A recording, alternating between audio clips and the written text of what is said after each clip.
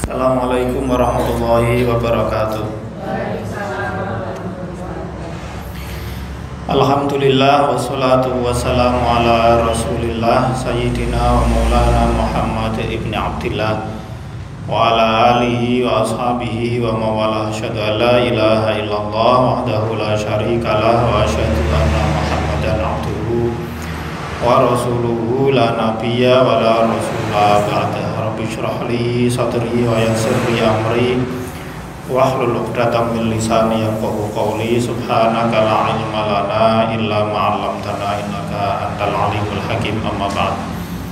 Bapak Ibu adik-adik sedherek jamaah Langgar Merdeka rahimakumullah, sesarengan monggo kita tansah muji syukur dumateng Allah Subhanahu wa taala ingkang sampun peparing nikmat dumateng kita sedaya zahir ugi batin, khususipun nikmat Islam, nikmat iman, kaping kalihipun sholawat salam mugi kunjuk dumateng Nabi Agung Muhammad sallallahu alaihi wasallam, panutan kita ingkang kanthi ajaran agami Islam untuk keselamatan kita sedaya teng donya dumugi akhirat.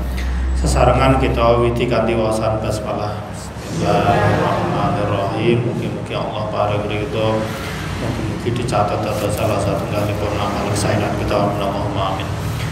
Bapak Ibu rahimakumullah, kita lanjutkan bagian kedua bab sholat musafir dan orang sakit.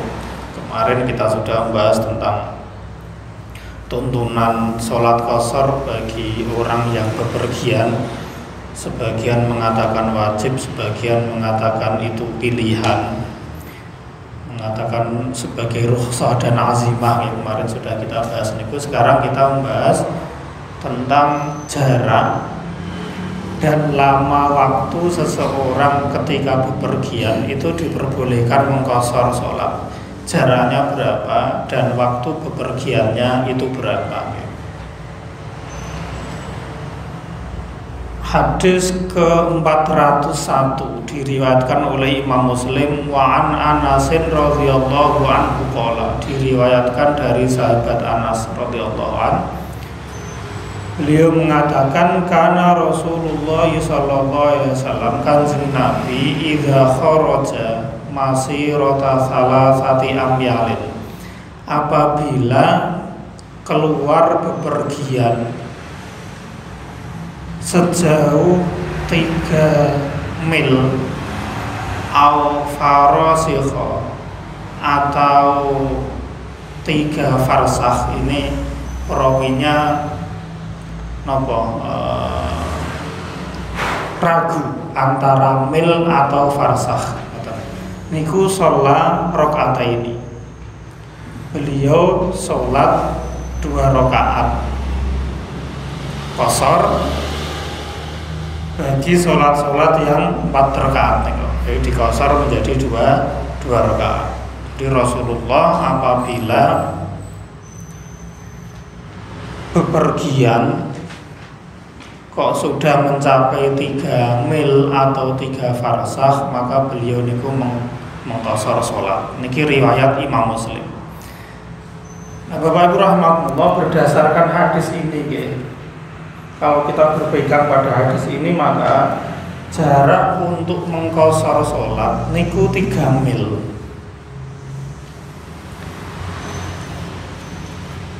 Nah, 3 mil niki pada waktu itu mil syar'i niku pengertiannya ya kira-kira gitu. Jadi tidak ada batasan yang benar-benar valid. Ya misalnya dikatakan bahwa 1 mil itu ketika kita berdiri di tanah yang datar, saat kita melihat orang di ujung sana kita sudah nggak kenal siapa dia, itu standar 1 mil misalnya, seperti itu. Itu kan sangat-sangat apa ya nggak definitif gitu, relatif banget. Nah segmen misalnya situ sampai berikomon pun nggak kelihatan. Nah itu kalau standarnya mil kan ya kacau macam. Maka kemudian dikonversi dengan beberapa teori yang ada yang disebutkan di dalam kitab Subul Salam ini terkait dengan mil itu seberapa, mil syar'i itu. mil secara syariat itu minimal setara dengan 4,8 kilo. Dengan asumsi 1 mil itu 1,6 kilo. Ini yang paling populer.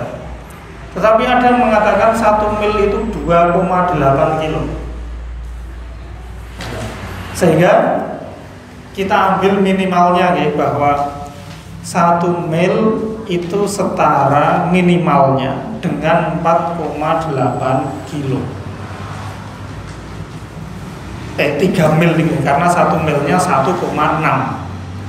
Jadi kalau berdasar hadis ini kita ngambil yang paling rendah, nek awak dewi perjalanan sudah 4,8 kilo, niku sudah boleh qashar. 5 kilo itu wah, kasih nomor 5 kilo. Maksudnya, kelencok. Berarti kulo safar dari rumah ke tempat kerja kulo niku nek mengikuti ini pun asal qashar. SMP mriki pinten kilo? SMP mriki. Oh, belum boleh. Renta jatah. Jadi 4,8 atau 3 farsakh. Di hadis ini tadi kan kalau nggak perjalanan 3 mil atau 3 farsakh. 3 farsakh itu, 1 farsakh itu setara dengan 3 mil. Maka kalau dikonversi menjadi kilometer, 3 farsakh itu berarti 14,4, kira-kira seperti itu, 14,4 kilometer. Jadi dari hadis ini ya, perawinya ragu apakah 3 mil atau 3 farsakh. Kalau mengambil yang 3 mil ya nek dikilokan minimalnya 4,8. Kalau kita ngambil yang farsakh minimalnya ya 14,4 kilometer.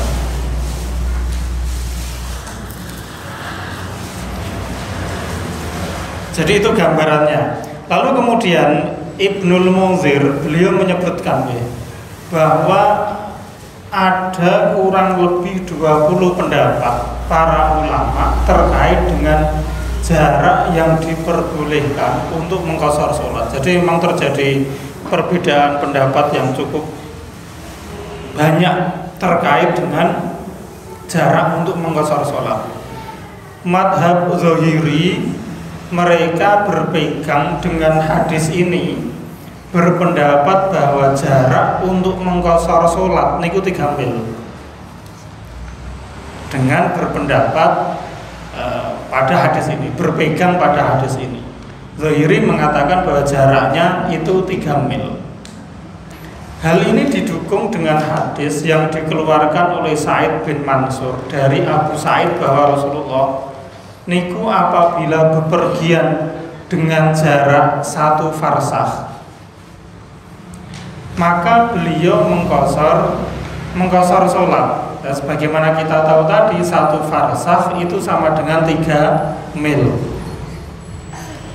Dan maka kemudian di dalam madzhab Zahiri, ketika kita sudah bepergian sejauh 4,8 kilo, maka kita sudah boleh, atau 3 mil itu kita sudah boleh melakukan sholat qashar. Nah lalu kemudian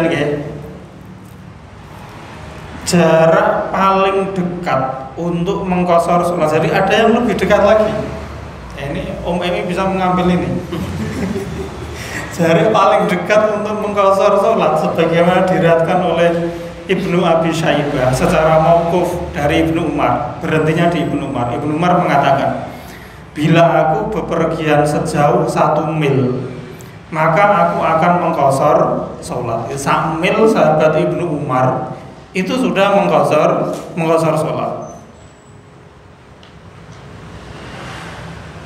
1,6 kilometer minimalnya itu sudah mengqashar sholat. Itu hadis mauquf dari Ibnu Umar. Artinya Ibnu Umar melakukan ini. Kan ya tentu saja kita berhusnudzon, nggak mungkin Ibnu Umar melakukan sesuatu yang dia benar-benar tahu Rasul melarangnya, kan nggak mungkin kayak gitu. Pasti ketika dia melakukan seperti ini ya dia punya dasarnya, sekelas Abdullah Ibnu Umar.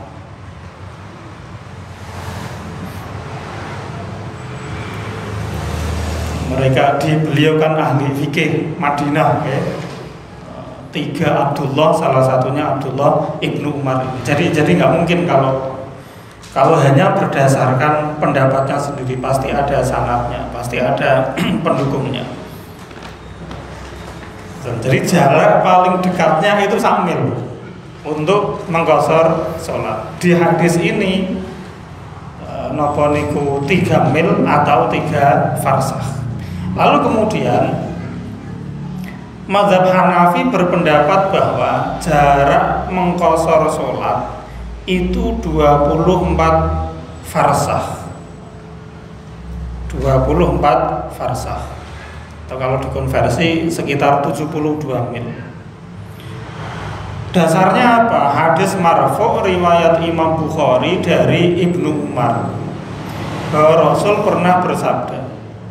Ibnu Umar yang mengatakan beliau bepergian kalau sudah 1 mil itu mengqashar sholat, di hadis riwayat Imam Bukhari dia mengatakan ini, Ibnu Umar mengatakan seorang perempuan yang beriman kepada Allah dan hari akhir tidak halal bepergian lebih dari 3 hari tanpa mahram.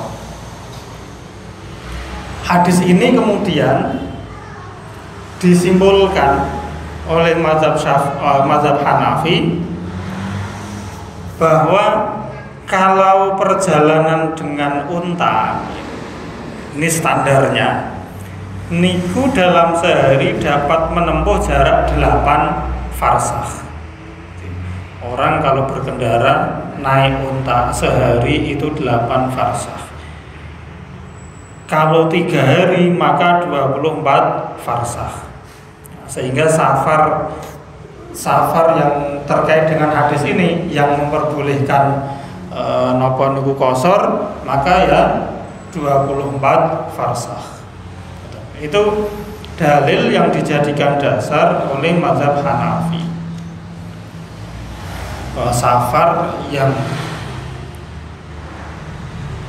seorang perempuan tidak boleh tanpa ada mahramnya itu 24 farsakh. Ketika tidak boleh ada mahramnya berarti kan jauh. Itu yang tidak boleh. Maka di sini disimpulkan 24 farsakh. Jadi yang mazhab Hanafi 72 mil. Kalau dikonversi menjadi kilo dengan 1,6 jadi berapa? 72 kali 1 1,6 ya. 115 Pundi Semarang nggak nyampe Ngarang yang Jogja bener tau. Oke, niku mazhab Hanafi ya. Lalu mazhab Syafi'i berpendapat bahwa jarak qashar niku 4 barid. Jadi ada beberapa istilah jarak ya di dalam agama kita yang dipakai atau dalam istilah fikih. Salah satunya niku barid, ada farsakh, ada mil, ada zira dan seterusnya niku. 4 barid itu sama dengan 48 mil. 4 barid itu sama dengan 48 mil. Ini berdasarkan hadis marfu' riwayat Ibnu Abbas bahwa Rasulullah niku bersabda, janganlah kalian mengqashar sholat dalam safar yang kurang dari 4 barid. Yang kurang dari 4 barid niku tidak boleh berdasarkan hadis marfu dari Abdullah Ibnu Abbas. Ini hanya beberapa pendapat ya dari 20 pendapat yang dicuplikkan oleh Imam As-Sanani di dalam kitab Subulus Salam. Lalu di akhir penjelasan hadis 401 itu Imam As-Sunani menukil pernyataan Ibnul Qayyim di dalam kitab Zadul Ma'ad yang mengatakan bahwa Rasulullah tidak menetapkan batasan pasti tentang jarak mengqashar dan kebolehan berbuka bagi yang berpuasa. Tidak menetapkan batasan itu artinya kalau ya Rasul begitu, sehingga ada beberapa pilihan dan alternatif. Nah, karena ini sifatnya adalah pilihan, hadis-hadisnya ya banyak, maka kita harus ya terbuka dan saling menghargai serta menghormati. Yang penting jangan mengentengke saja, jangan menganggap enteng saja. Artinya ketika kita mengikuti satu pendapat itu ya bukan karena alah aku golek sing jangan seperti itu. Tapi emang berdasarkan ketone aku kesel misalnya, maka bolehlah mengambil salah satu dari mengikuti dari pendapat-pendapat yang ada yang jumlahnya ada 20 nih. Jadi ada yang mengatakan minimalnya samil sudah boleh, lalu kemudian ada yang mengatakan 1,5 kilo, atau ada yang 4,8, ada yang mengatakan berapa niku wau. Niku monggo kita sikapi bersama dengan baik. Ya kadang-kadang kita perlu mengetahui seperti ini supaya nopo. Ya mungkin di dalam kondisi tertentu kita nggak bisa selalu bermazhab Syafi'i misalnya yang 48 mil misalnya sehingga kita boleh mengambil pendapat-pendapat yang lain. Jadi ini pilihan lah pokoknya.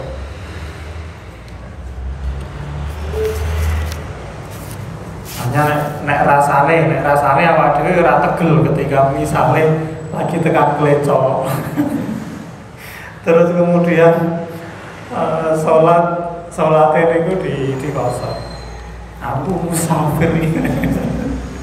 Ya. Rasanya kalau rata tegel nanti.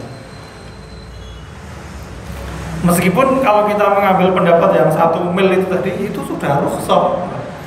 Kita bisa mengatakan bahwa Allah itu suka apabila hambanya mengambil rukhsahnya seperti hadis kemarin. Sebagaimana Allah senang apabila kita mengambil aslinya.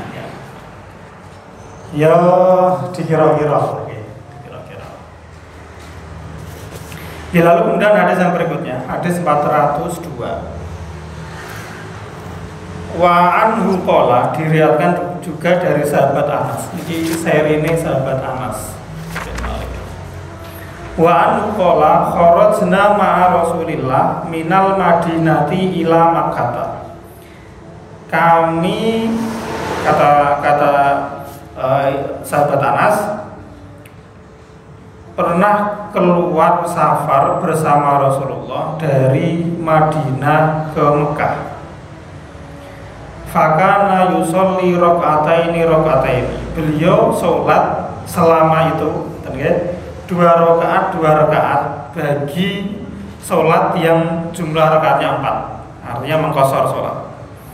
Hatta roja'na ilal Madinati, sampai kami kembali ke Madinah. Muttafaqun alaih. Ini hadis riwayat Imam Bukhari dan Muslim, lafalnya dari Imam Bukhari. Jaraknya tadi sudah niki terkait dengan waktunya sekarang. Nah, berdasarkan hadis ini rahmatullah, jadi perjalanan Rasulullah ke Mekah ini itu kemungkinan kata Imam As-Sunani niku terjadi pada peristiwa Fathu Mekah, di mana Rasulullah tinggal di Mekah waktu itu selama 15 hari. Dan selama itu Rasulullah mengqashar sholatnya berdasar hadis ini tadi.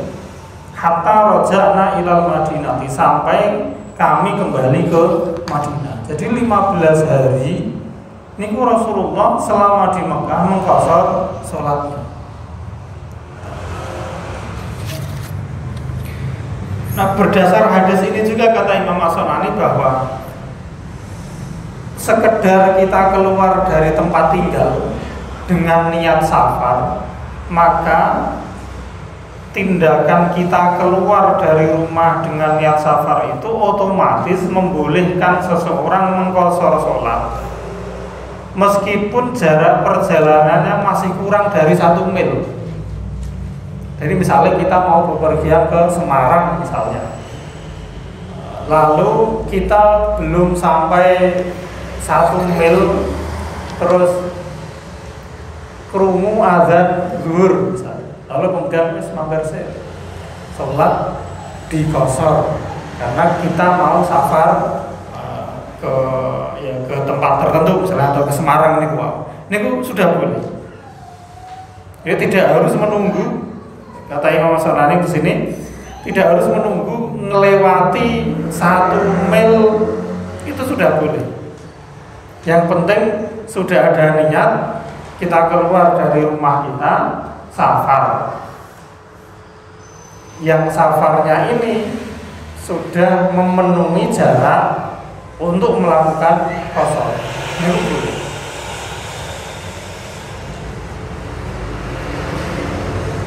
Nah, mengqashar sholat seperti ini itu boleh terus dilakukan meskipun seseorang sudah sampai ke wilayahnya dan melihat rumah tempat tinggalnya sebelum dia masuk ke dalamnya.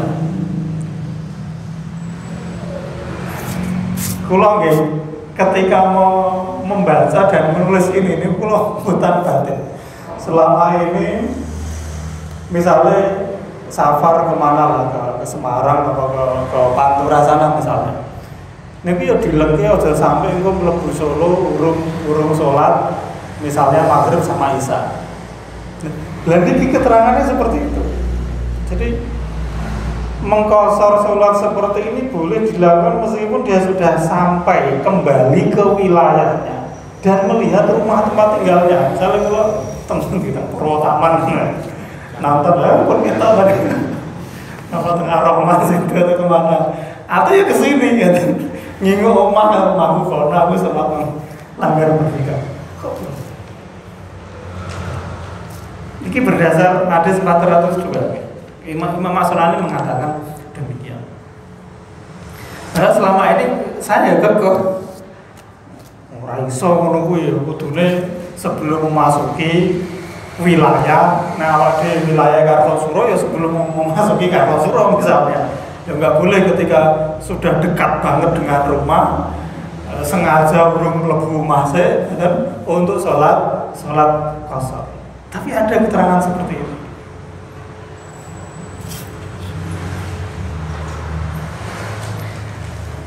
Ya ini bisa kita ambil lah, misalnya pas waduh ya Allah ternyata lali urung sholat ya, misalnya seperti itu bisa ngambil lah pendapat ini. Tapi kalau kita sudah terbiasa dengan kebiasaan kita ya rasa nganeh-nganeh gitu. Oh biasanya ngono ya udah kayak gitu aja.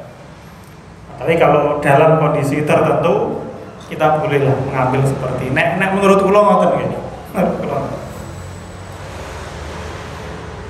Dan itu selama 15 hari. Ini Rasulullah yang mengqashar sholat terus. Selagi tidak ada keinginan untuk memang ya pindah di situ, pindah di tempat tersebut. Selagi kita masih safar. Jadi misalnya Mas Fadilah tugas kantor ngoten ya, ya berapa lama ya bisa aja di qashar terus, pindah terus. Enggaknya ya enggak lebih dari 15 hari toh Mas. Paling seminggu atau kurang dari itu sehingga ya enggak masalah. Ada yang jumlahnya lebih banyak lagi nanti di sini di hadis 403, 405 ini guys. Keterangan ini tuh ya gawe seneng ning ya gawe mlenggong bareng lho. Ngono ya ternyata gitu. Dari hadis 403 sampai 405 nih. Wa an Ibnu Abbas radhiyallahu anhu, dari Abdullah bin Abbas. Aqaman Nabi sallallahu alaihi wasallam, Kanjeng Nabi niku pernah menetap selama tis'ata asyara, selama 19 hari niku yaksu. Niku beliau mengqashar salat 19 hari mengqashar. Wa fi lafzin bi Makkah tis'ata asyara yaum. Di dalam redaksi yang lain dikatakan Rasul mengqashar salat 19 hari ketika beliau di Mekah. Dalam riwayat Abu Dawud 17 hari, dalam riwayat yang lain 15 hari. Hadis 404 dari Imran bin Husain, keterangannya 18 hari.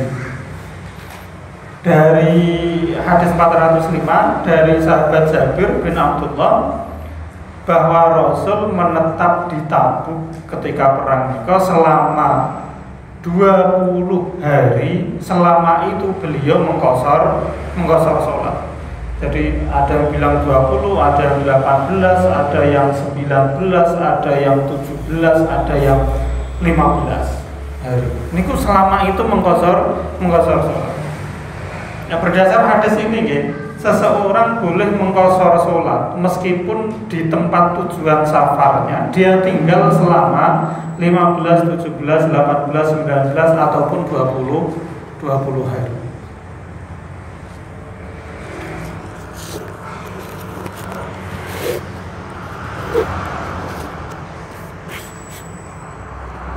Nah, misalnya pas awal di umroh atau di Mekah atau dia ya rasanya mana-mana.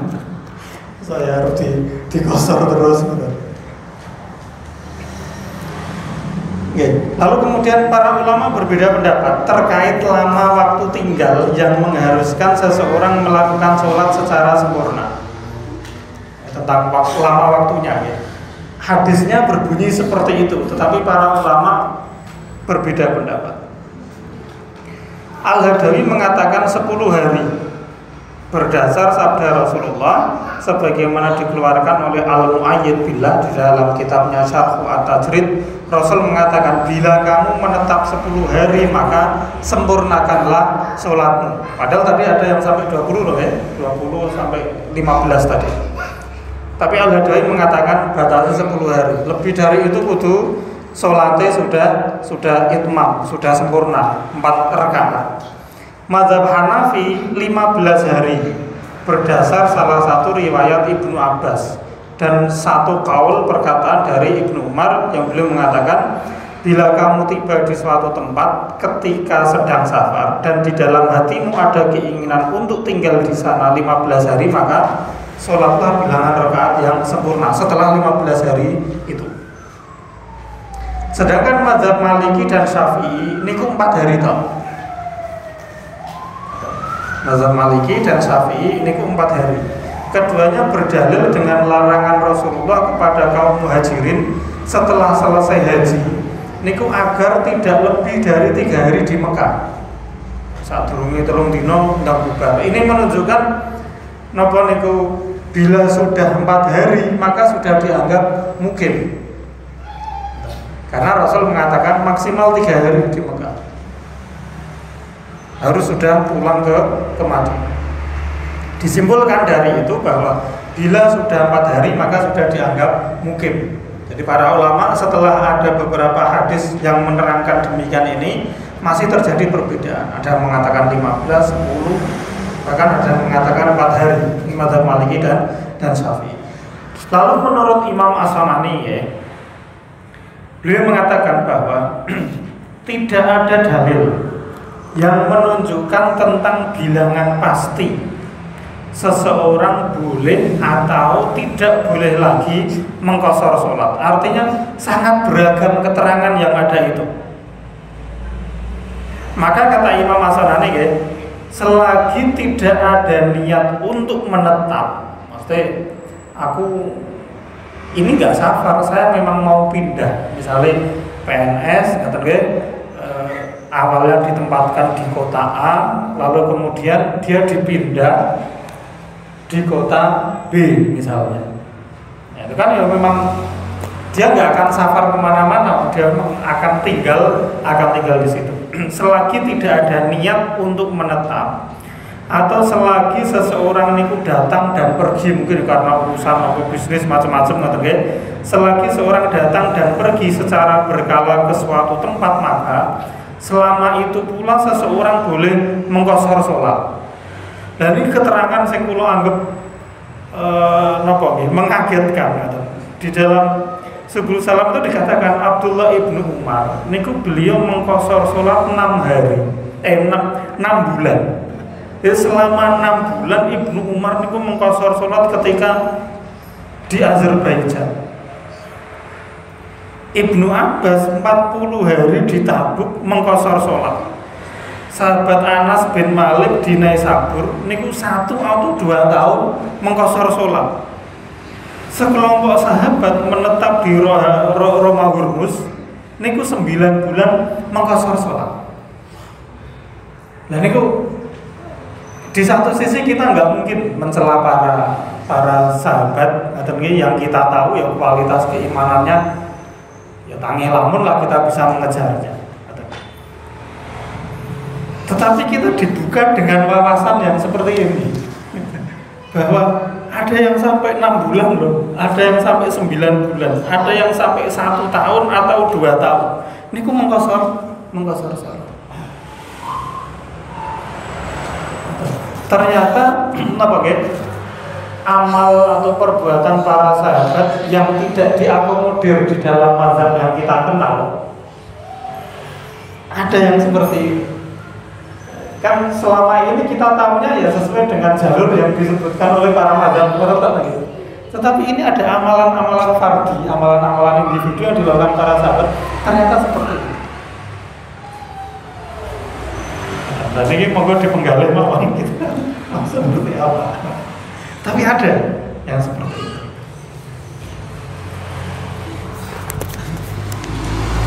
Oke, kita sampai saja. Jadi intinya untuk napa niku lama waktunya niku yo macam-macam seperti itu. Imam Hasan mengatakan orang no dalil yang menunjukkan seberapa lama. Yang penting kita nggak bertujuan untuk mukim di situ, maka kita boleh sabar. Berarti selama apapun, selagi tidak ada niat mukim. Ini wallahu alam bishawab. Jadi kondisinya seperti ini. Kalau menyampaikan apa yang ada di dalam kitab, moga dipenggali sarangan mawon. Intinya yang kula nyuwun ya kita nggak perlu terpengaruh dengan kebiasaan yang sudah kita lakukan, tapi bahwa ini kita dapat ilmunya. Suatu saat mungkin akan berguna bagi kita saat kita nggak bisa menjalankan kebiasaan kita. Yang kula sudut pandangnya dari situ mau ngambil positifnya. Insya Allah akan mungkin manfaat. Ngapunten betul mantan perintah. Assalamualaikum warahmatullahi wabarakatuh.